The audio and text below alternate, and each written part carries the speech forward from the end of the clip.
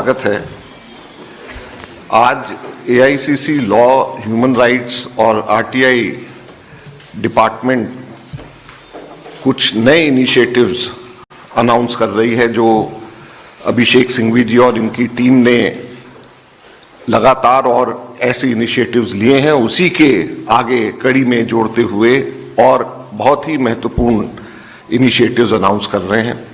तो बतौर ट्रेजरर मैं इसलिए साथ बैठा हूं कि इसके ऊपर पूरी तरीके से कांग्रेस पार्टी इन इनिशिएटिव्स में सपोर्ट करेगी और आप लोग खुद देखेंगे कि ये बहुत महत्वपूर्ण है और कांग्रेस पार्टी के भविष्य के लिए, हमारी सोच, हमारी विचारधारा के भविष्य के लिए ये बहुत ही महत्वपूर्ण कदम उठाने के लिए इनिशिएटिव लिए जा रहे हैं। अभिषेक सिंघवी जी। धन्यवाद माकन जी। देखिए, मैं शुरुआत में ये बोल दूं कि आभार प्रकट करना आवश्यक है कांग्रेस पार्टी का, कांग्रेस अध्यक्ष का, पूर्व कांग्रेस अध्यक्ष का, और विशेष रूप से जो व्यक्ति सब पर स्ट्रिंग्स होल्ड करते हैं कांग्रेस में, अजय माकन का। मैं इसलिए कह रहा हूं क्योंकि इन्होंने हमेशा से, विशेष रूप से मैंने देखा है हमारे विभाग के लिए, समर्थन जो है मौखिक भी है, शारीरिक भी है, नैतिक भी है, लेकिन इन सब चीज़ों से काम नहीं बनता है, सामग्री और साधन चाहिए होता है। इन्होंने बड़े सरल रूप से विश्लेषण करके हमारे हर इनिशिएटिव का समर्थन किया। इसके लिए मैं पूरी तरफ से, विभाग की तरफ से इनका विशेष रूप से आभार प्रकट करना चाहता हूं, क्योंकि कई अच्छी इनिशिएटिव्स मर जाते हैं सिर्फ बातचीत में या घोषणाओं में, जब तक कि सही रूप से, सही समय पे और सही आकार में उनको समर्थन नहीं मिले। तो दोस्तों, आज विशेष रूप से मैं 4 इनिशिएटिव्स की बात करूंगा और फिर अंत में जो सूची देंगे आपको, उसमें कुछ हाल में 1-2 वर्ष में जो बहुत विशेष महत्वपूर्ण अलग चीज़ें की हैं, उनकी भी सूची आपको देंगे हम। तो पहली बात है एक आईएनसी फेलोज प्रोग्राम की घोषणा। ये लगभग 3 महीने के प्रोग्राम होंगे जिनका उद्देश्य है कि जो युवा हैं, युवा लोग जो कानून से संबंधित हैं, जो क्षेत्र में हैं, पढ़ाई कर रहे हैं, बहुत युवा जो काउंसिल हैं, उनको अग्रणीय पंक्ति में रख के उनको इन्वॉल्व किया जाए, भागीदारी दी जाए सांसदों के साथ, और उनको जोड़ा जाए 3 महीने के एक प्रोग्राम में, जिससे वो कांग्रेस के स्टाइल को देखें, कांग्रेस की फंक्शनिंग को देखें और वो बराबर रूप से सांसदों के साथ और सोशल मीडिया विभाग के साथ उनको समर्थन दें, असिस्ट करें। और इससे जो एक अगले युवा पीढ़ी को एक जो अवसर हम देना चाहते हैं कि विपक्ष का क्या रोल है संसद में और किस प्रकार से विपक्ष का रोल कांग्रेस अदा कर रही है, उसकी शुरुआत होगी। तो इसको मैं अपनी पहली घोषणा के हिसाब से आपके सामने रखना चाहता हूं, क्योंकि युवा सोच और कानूनी जोश, लोकतंत्र को इसी से मिलेगा एक नया होश और हौसला। दूसरा है हमारा ये पॉडकास्ट सीरीज, जिसको हमने कहा है न्याय, नेता और नागरिक, NNN। ये जो है, इसका उद्देश्य क्या है कि हम मंच दें, सिर्फ कांग्रेस से सिर्फ तक सीमित नहीं है। इसमें सुप्रसिद्ध वकील सिर्फ नहीं होंगे, युवा वकील भी होंगे, वरिष्ठ विधिवेत्ता भी होंगे और जो डेजिग्नेटेड वरिष्ठ नहीं है वो भी होंगे, और उनके जरिए जो आज के ज्वलंत मुद्दे हैं समाज में, उनको रखा जाएगा। विशेष रूप से ये आवश्यक इसलिए है क्योंकि आज असहमति को सिर्फ नकारा जाता है। तो ये एक संवैधानिक वार्तालाप, एक पुनर्स्थापित करने का प्रयत्न होगा कि जिसमें नागरिक, न्याय, संविधान और जो लीडर्स हैं संसद में, संसद के बाहर, वो क्या कर सकते हैं, उसको केंद्र बिंदु बनाने का प्रयत्न किया जाएगा। अभी हम निकट भविष्य में 10 या 12 इसके पॉडकास्ट कर देंगे। मुझे सौभाग्य है कि इसका इनॉग्रल पॉडकास्ट मेरे साथ रिकॉर्ड हो गया है ऑलरेडी, और निकट भविष्य में उसी से शुरुआत होगी, और उसमें अलग अलग तरह के लोग, और जैसा मैंने कहा समाज के, सोसाइटी के लोग, सिर्फ जो कांग्रेस पार्टी में उन तक सीमित नहीं है ये। और हम इससे एक संवाद की जीत और एक दमन की हार का संदेश देना चाहते हैं न्याय, नेता और नागरिक से। तीसरा जो मैंने पहले भी जिक्र किया था वो अब काफ़ी आगे बढ़ गया है, जो मेरे हृदय के भी निकट है। मैंने इनफैक्ट जब मैंने ये वापस विभाग संभाला था तब भी मैंने इसकी घोषणा की थी, जिसको RRF कहा था, रैपिड रिस्पॉन्स फोर्स।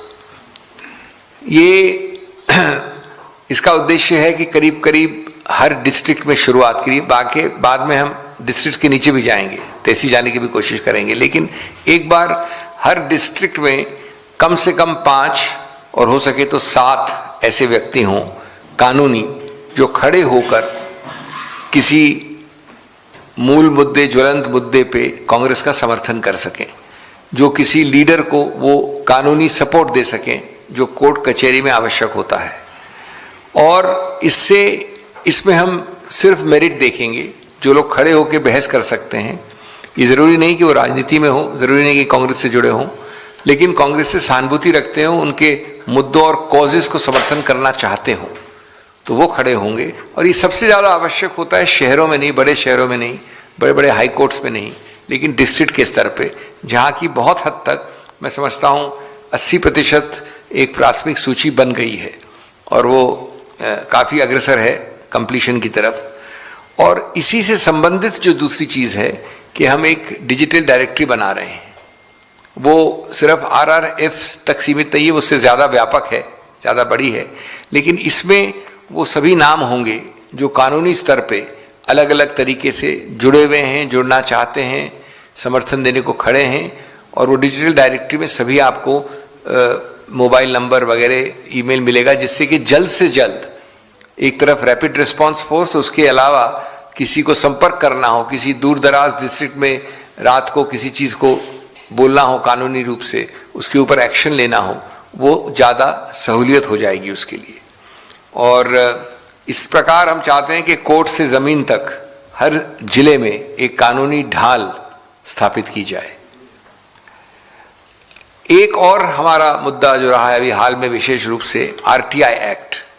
हम सब जानते हैं कि RTI एक्ट सिर्फ कांग्रेस लाई नहीं थी, सिर्फ कांग्रेस ने उसको कार्यान्वित नहीं किया था, लेकिन वो एक परिवर्तनकारी, क्रांतिकारी परिवर्तन की एक चीज़ थी।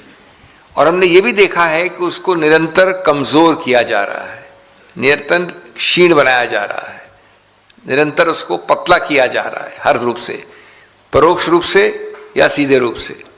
और उसके हाल में भी अमेंडमेंट देखे हमने, डेटा प्रोटेक्शन एक्ट में एक और तरीका निकाला गया कि किस प्रकार डेटा प्रोटेक्शन की जगह डेटा को सप्रेस भी साथ साथ किया जाए।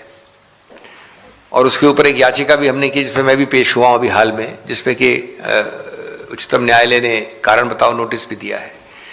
तो जब ये बार बार पारदर्शिता को घोटने का प्रयत्न किया जा रहा है, तो और भी ज़्यादा गंभीर हो जाता है कि हम एक ढांचेदार राष्ट्रीय वार्तालाप क्रिएट करें इसके ऊपर, स्ट्रक्चर्ड नेशनल कॉन्वर्सेशन, जिससे कि जो पुराना इसका स्वरूप था, आकार था, स्कोप था, वो पुनर्स्थापित हो और उसकी जो आत्मा है और उसकी जो मजबूती है जो शुरुआत में थी, वो जहाँ तक हो हम वापस ला सकें।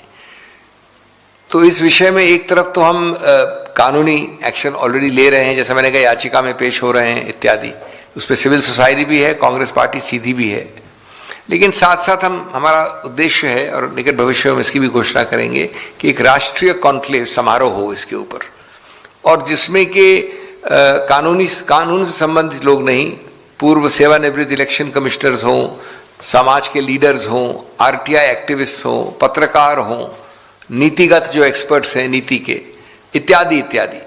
तो एक